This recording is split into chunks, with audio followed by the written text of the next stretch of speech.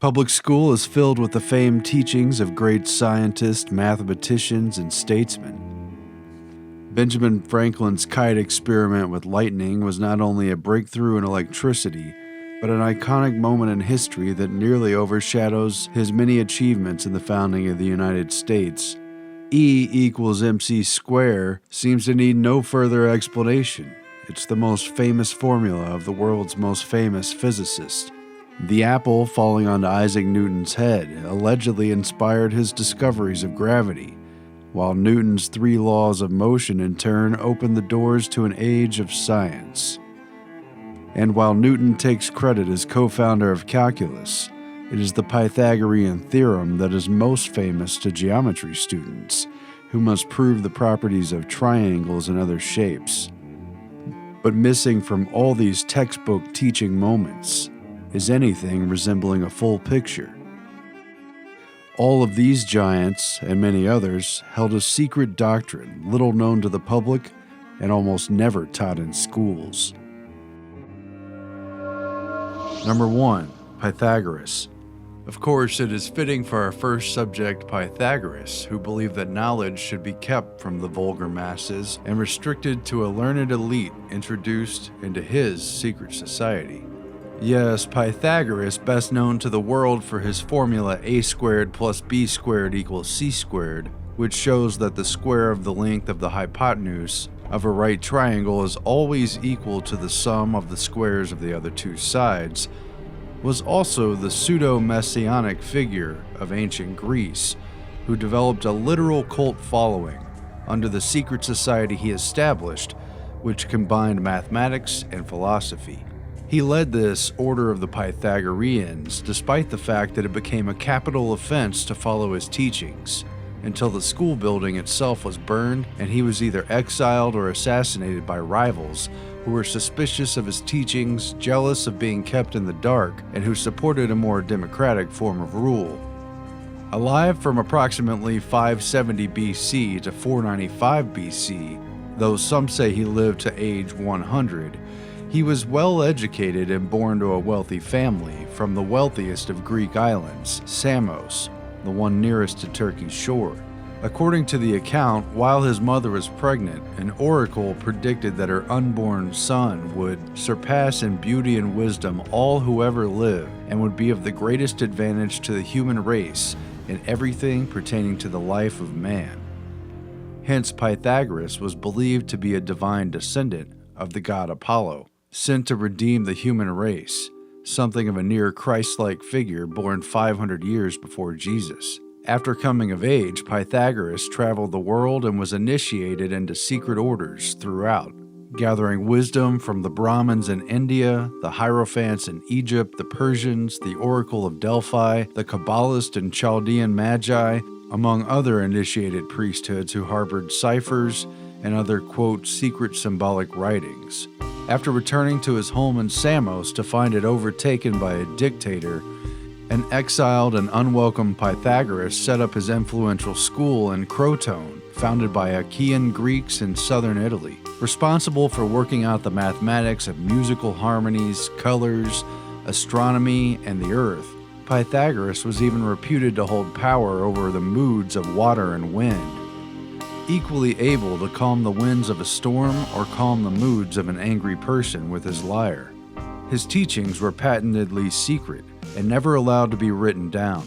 Furthermore, Pythagoras addressed neophyte initiates of his secret order only from behind the curtain, very Wizard of Oz, and even the true meaning of Pythagoras' geometrical formulas remained a well-kept secret, which his students could learn only after taking a 5-year vow of silence.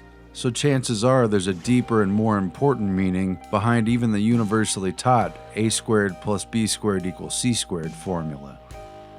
A progressive series of initiations was required to advance into his inner ring of disciples, who were said to be constantly contemplating the transmigration of the soul after death, as well as the nature and identity of the, quote, perfect number. The Pythagorean scholars also happen to be among the most important members of society, both in ancient Greece and abroad, and were taught certain signs and words by which they might know each other. Within a few years, some 300 initiates, all Pythagoreans, held the sovereignty of Croton, and soon dozens of other city-states diffused across ancient Greece. According to the National Gazette in the early 19th century, this sage of Samos had conceived the sublime idea of forming a school of enlightened statesmen who might govern the world, while they themselves were governed by wisdom and virtue.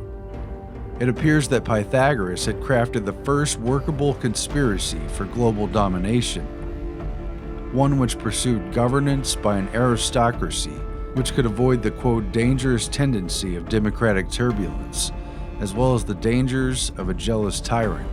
But shh, don't tell the kids in school about that one. Many of his secrets have remained untold to history, while others have been passed down through the ages via secret orders, including the Masons and Rosicrucians.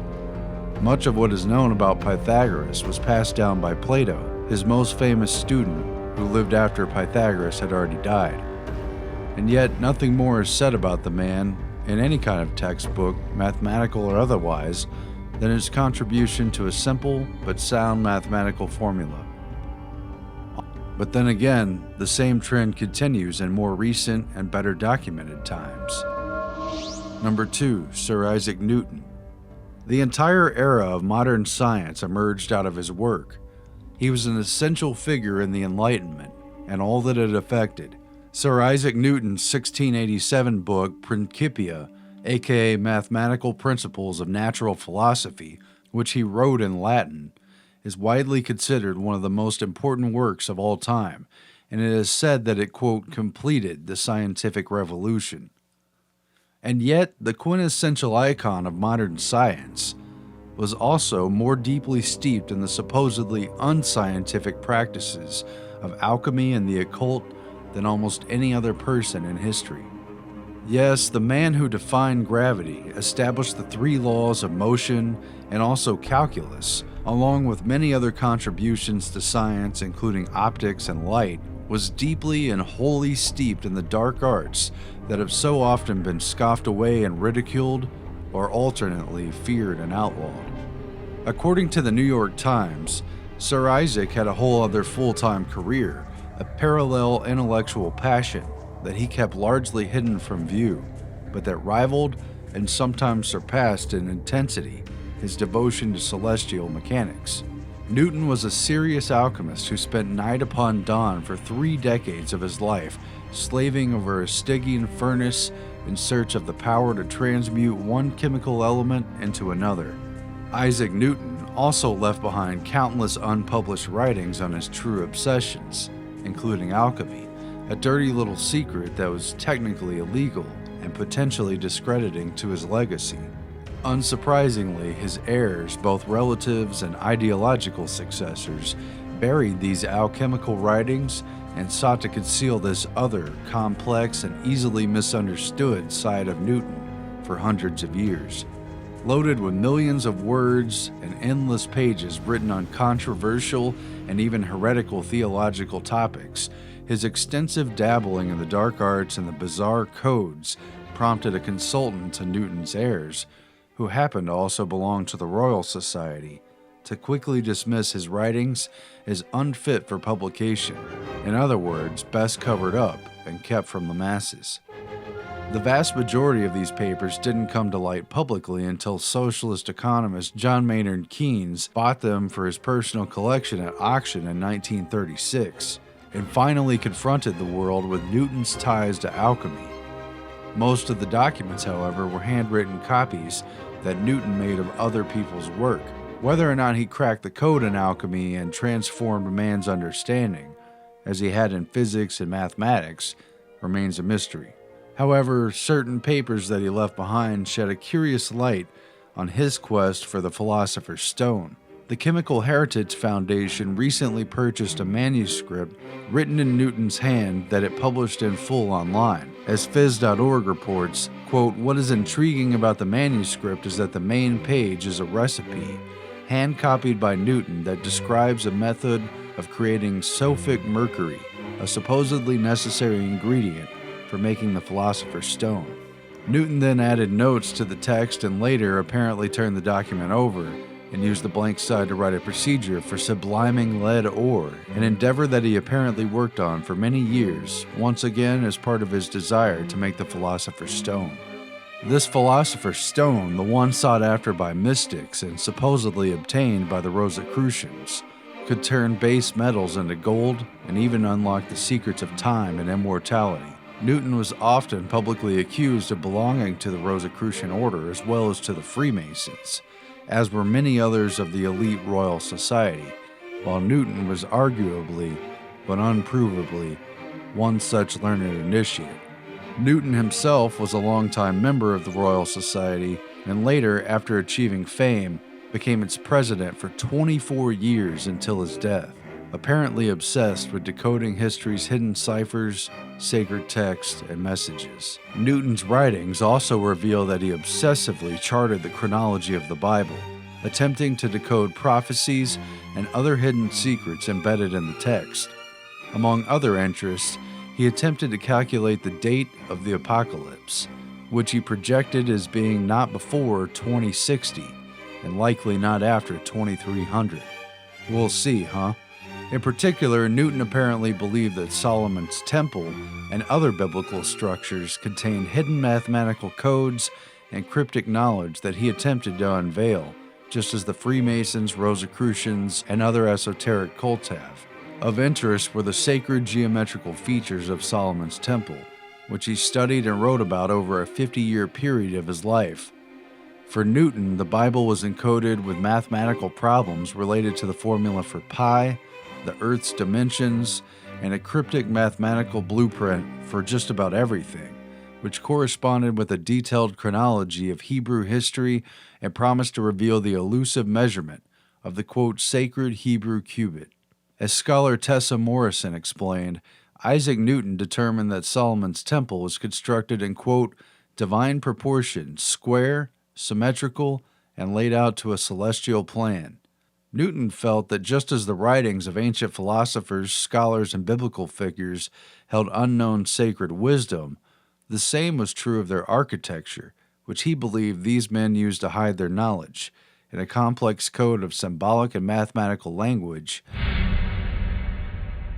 While we're supposed to believe that Newton's laws are immutable, unquestionable, and govern everything on Earth, we're also supposed to completely ignore the fact that after over 40 years of intense study, Newton had come to believe that ancient human history had been recorded entirely wrong. For at least 4 decades of his life, Newton meticulously read and studied ancient historical texts, including all primary and major literary works, beginning with ancient and Oriental mythology, after which he came to the conclusion that many events recorded as ancient history actually happened much more recently, sometimes hundreds and even thousands of years closer to present day than what has been generally accepted as the timeline of human history. This includes everything from the Trojan War occurring at least 300 years more recently to key ancient Egyptian dates happening some 1800 years after the dates that have been traditionally taught in schools. Newton's written works on this include The Chronology of Ancient Kingdoms, Amended, which was first published in French a few years before his death and was, to his annoyance, published against his wishes. Its contents were controversial to say the least, with critics even claiming that Newton must have gone senile in his old age, despite the fact that he had been obsessively studying ancient chronology and revising his manuscripts for at least half of his life. The question is, if Newton devoted so much of his life to writing and studying these mysteries, and if they were never meant for respectable and public publication, then for whom were they written? Because it is clear that this was no mere dabbling to pass the time. Newton's Bible code search was part of a life that afforded no time to trivial pursuits such as leisure, romance, or sports. Who indeed was Newton's intended audience? Was there a secret patron for this darker side of his scientific and mathematic arts? Meanwhile, Newton's long presidency of the Royal Society also overlapped his 3 decades at the helm of the Royal Mint, which was more interesting than it sounds. especially since his appointment to the position was intended to be largely a cushy job in name only, but was instead taken deadly serious by Newton. In many ways an extension of alchemy, Newton oversaw England's Great Recoinage of 1696, a comprehensive move to turn in and replace the worn-down silver and gold coins that were in circulation, many of which were commonly clipped around the edges, an illegal practice that reduced the weight and therefore the value, which was of particular importance since the bullion weight of the coins was already worth more in foreign markets than the face value of the coin anyway. The recoinage was a priority as the Bank of England, privately owned like the Federal Reserve, had been established just 2 years prior in response to the debts accumulated after England's failed war with France. Newton, the hard-nosed warden of the mint, examined the coins turned in and found that about 20% of the nation's money was counterfeit, setting Newton off on an undercover investigation wherein he became deputized in various local counties as a justice of the peace, while posing as a local in order to interrogate hundreds of witnesses at taverns, bars, and other public centers about illegal coining practices in order to gather enough evidence for what was otherwise a rather difficult prosecution to pursue. In the end, Newton saw some 28 counterfeiters convicted. As this crime was considered high treason, it was punishable by death, in a barbaric and elaborate ritual of public execution that involved hanging, drawing, and quartering the victim, wherein the punished individual was drawn by horse on a wooden panel, hung almost to the point of death, and afterwards the body was emasculated, disemboweled, beheaded, and then quartered, that is, cut into 4 pieces. Quite a price to pay for a common financial crime, and quite great lengths that Newton took in order to see things through. Mark Ratner, a materials chemist at Northwest University, told the New York Times, quote, "He was brutal. He sentenced people to death for trying to scrape the gold off of coins. Make no mistake about it," said Dr. Ratner, "he was not a nice guy."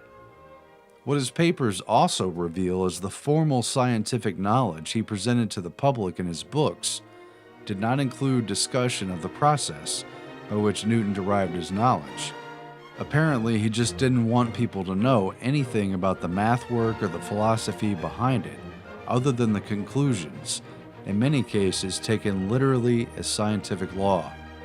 As Wired magazine reported, quote, "He didn't leave any working pages of the first edition of the Principia, just a clean copy that he sent to the printer when he was finished."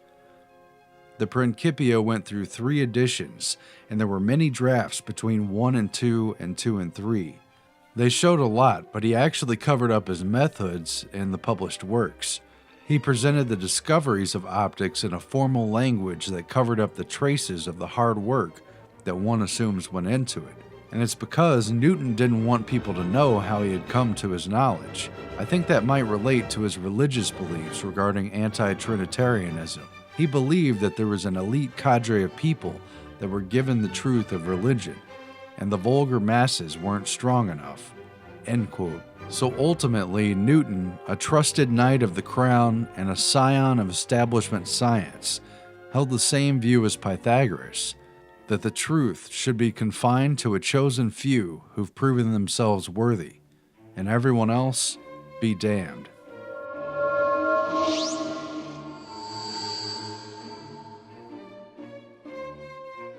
Number 3, Benjamin Franklin. Benjamin Franklin, the guy with the kite, but also the inventor of bifocals, the lightning rod, and some weird glass harmonica that nobody uses anymore because it reportedly drove people crazy. He was once president of Pennsylvania, but never of the United States. However, he was the only American to have signed all 4 documents fundamental to the creation of the U.S., the Declaration of Independence in 1776, the Treaty of Alliance with France in 1778, the Treaty of Paris, which ended the Revolutionary War in 1783, and the U.S. Constitution, which he signed in 1787, just a couple of years before his death. And with only a couple years of formal education and an apprenticeship under his brother as a printer, he became an avid author, witticist, publisher, scientist, and even the Postmaster General, first for Pennsylvania, then for the British Crown and the American colonies, and later for the United States. He became the Grand Master Mason of Pennsylvania before he was even 30 years old, and remained active in various secret societies throughout his life, including the notorious and debaucherous Hellfire Club that he frequently visited in England, while his hidden motives in promoting revolution in America still remain under question. Chief among them was Benjamin Franklin, a double agent working for Britain. Former CIA Director Allen Dulles himself admitted that Franklin was a spy master, for the Americans anyway, and while negotiating for a key alliance with France, he was supposedly maneuvering his spies in Britain and was continuously knowledgeable of fresh reports from military generals concerning the situation in the American colonists as it was told to the king, even as he himself was surrounded by spies and informants in Paris. Dulles writes, quote, "How many spies surrounded Franklin, and how many he himself had in England, we shall probably never know." One such spy was Edward Bancroft, another American who was Franklin's chief assistant in Paris, and who was outed by the British a century or so after the Revolution as one of their top assets and a close confidant of Franklin's. Historian Cecil B. Curry and author Richard Deacon uncovered a different story after examining 18th century papers from the British Secret Service and finding evidence that the beloved, quote, "first American" was in actuality a British agent referred to in dispatches as number 72. Cue the James Bond music. Doo-doo, doo-doo. And that Franklin, as a British mole and double agent, was actually working hand-in-hand with Edward Bancroft and other notorious spies on the British payroll, who were just as interested in penetrating the inner circle of French power as they were at understanding and undermining the American moves. Curiously, Franklin later shielded Bancroft from accusations of betraying the Americans and even denounced his accusers. Moreover, Richard Deacon alleges that the Hellfire Club, to which Franklin belonged and frequently attended during his extensive time in Europe, was more than just a secret society orgy site for wealthy rakes that met underground in a cave beneath a church where they conducted mock satanic rituals and wore monk robes and masks while cavorting with prostitutes who called themselves nuns. The Hellfire Club was also cover for meetings between British spies and a secret weapon of British intelligence, which may partially explain the presence of the famed American scientist and diplomat, who was reportedly known there as Brother Benjamin of Cookham. The leader of the Hellfire Club, Sir Francis Dashwood, at one time Britain's Chancellor of the Exchequer, as well as its Postmaster General, was also implicated as a spy and was a close confidant of Brother Benjamin, who not only stayed with Dashwood at his residence, but co-authored a heretical book on the Church of England with him. Dashwood reportedly boasted in his later years that, quote, "Brother Benjamin of Cookham remained our friend and secret ally all the time he was in the enemy camp," unquote. Another one of Franklin's close associates and fellow Hellfire Club members was the notorious French diplomat and spy Chevalier d'Aon de Beaumont, an androgynous man who frequently dressed, apparently convincingly, as a woman and even infiltrated the Russian court, successfully becoming lady-in-waiting to Empress Elizabeth.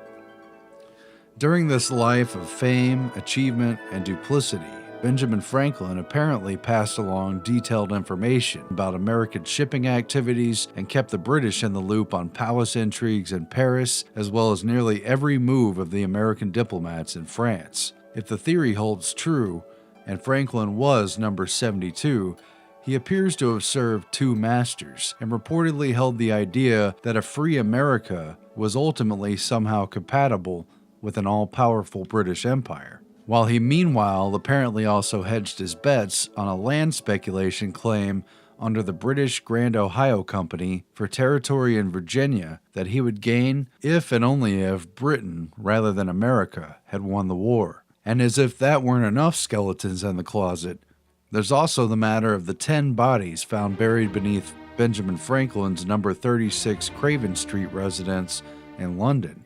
which included the bodies of 6 children who were apparently buried there during the American Patriots' time of residence while representing Philadelphia before the court of King George III.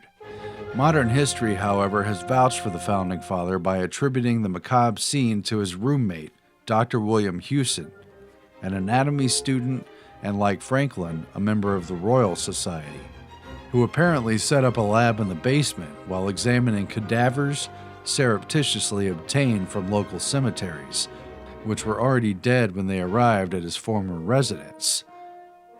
But there are many reasons to question whether these corpses were part of something more sinister, including why so many of them were of children, for indeed Franklin and his dubious cohorts have kept many secrets from us all, and were known to engage in, some rather questionable rituals. After all, who would bury nearly a dozen bodies, the majority of whom were children, in the basement, all while the rest of the tenants in the house, including Hewson's own wife, children, and mother-in-law, not to mention Franklin, had to smell them? Whatever the case, it was enough for the modern-day relevant authorities to open an inquiry, dig up the remains, and raise eerie alarm bells in the media. In total, what is it that's behind the mysteries, intrigue, and contradictions of one of America's most famous and well-respected patriots? How did he rise to such prominence, and to whom did his true allegiance lie? It's worth noting that Franklin's own illegitimate son, William, publicly at odds with his father, remained a British loyalist throughout the American Revolution, even after he was arrested as a British spy. On Franklin the father, Richard Deacon and Tom McMorrow write, quote, "Let it be considered that he was a poor tradesman's son, attending school only 2 years, and was working in a shop at 12. But later in life, when in the company of such men as George Washington, Thomas Jefferson, and John Adams, all cultured aristocrats and future presidents, he was the most accomplished among them.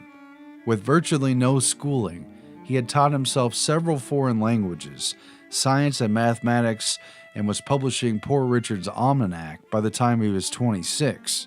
He authored the definitive work of the time on electricity, swayed the British Parliament to repeal the Stamp Act, and was honored by the universities of Yale, Harvard, Oxford, and Edinburgh, the Royal Society of Britain, and the Royal Academy of Science in France." End quote.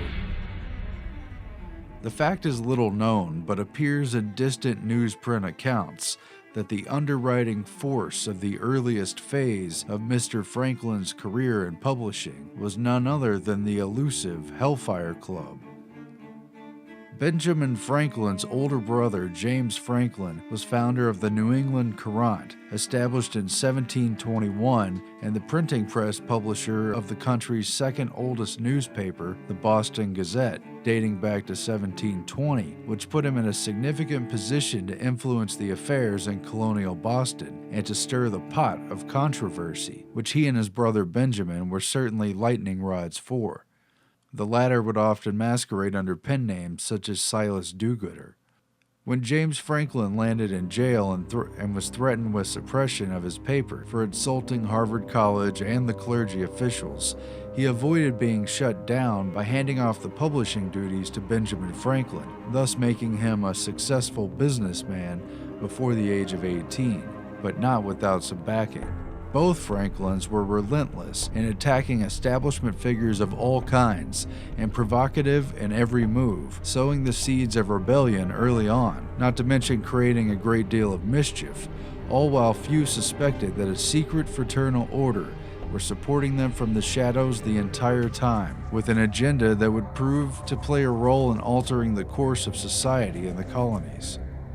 While there's plenty of room in history for the rare genius, one should not dismiss the works of a larger agenda either. It appears that the ciphers, secret dispatches, and even hidden ink messages were a staple of Franklin's life, and not merely the part of the plot of a Nicolas Cage American Treasure movie. How does that account resonate with the patriotic fervor of the 4th of July or the quaint accounts of Franklin as a lovable, witty, and jolly elder statesman that all Americans feel in the course of their bloodstream? Of course, such a man as this is too much a giant of history to question. and too nuanced to pick apart. Number 4. Albert Einstein. Even Albert Einstein, the 20th century's most famous and celebrated scientist, had his ties to the occult. In particular, it is clear that Einstein was intimately familiar with one of the best-known esoteric personalities, a self-professed spirit medium and the co-founder of the Theosophical Society, Madame Helena Blavatsky. In fact, according to multiple sources, including his own niece, Einstein always kept a heavily annotated copy of Blavatsky's The Secret Doctrine, published in 1888, on the desk in his study and promoted it to his colleagues. Journalist Jack Brown paid Einstein a visit at his home and saw the book on his desk and asked Einstein about it, prompting Einstein to read a few passages aloud, after referring to it as the Bible of the Theosophist. Some believe that Einstein's intense study of Blavatsky's work is the true source of his inspiration for E = mc squared. Whatever it was, it certainly wasn't decades of experience or an encyclopedic understanding of scientific literature. Einstein was only 26 years old in 1905 when he wrote his Annus Mirabilis papers, a miracle year during which he not only derived the infamous E = mc squared theorem, but during which he also published 5 key articles that would contribute substantially to what is today modern physics and completely change scientific history. During what was considered his most productive year ever, he came up with the theory of special relativity, mass energy equivalence, from which E = mc squared is derived. He analyzed Brownian motion of microscopic particles in liquid and figured out the photoelectric effect, which was the paper that eventually won him the Nobel Prize in 1921. By all appearances, 1905 was a miracle year indeed, as Einstein apparently lacked access to sufficient scientific reference materials and had only his training at the Zurich Polytechnic School to draw from, as well as his own books and an informal study group to fall back on. He had, however, worked in the Bern, Switzerland Patent Office as a bureaucrat since 1902, his first real job. Perhaps a rather inspiring place to gather ideas, indeed. Wink, wink. How so many breakthroughs fell into Einstein's lap all at once remains a source of mystery and heated debate to this day. On the 20th anniversary of Einstein's death in 1975, Time magazine quoted physicist Richard Feynman as saying, quote, "I cannot understand how Einstein arrived at the intuition leading to E = mc squared, considering the level of scientific knowledge at the time in 1905. At any rate, even the most rigorous scientific minds cannot ignore the profound influence that rather unscientific pursuits have had on the most celebrated and important developments over the past 4 centuries, and even before. And perhaps there is much more to the story than we know."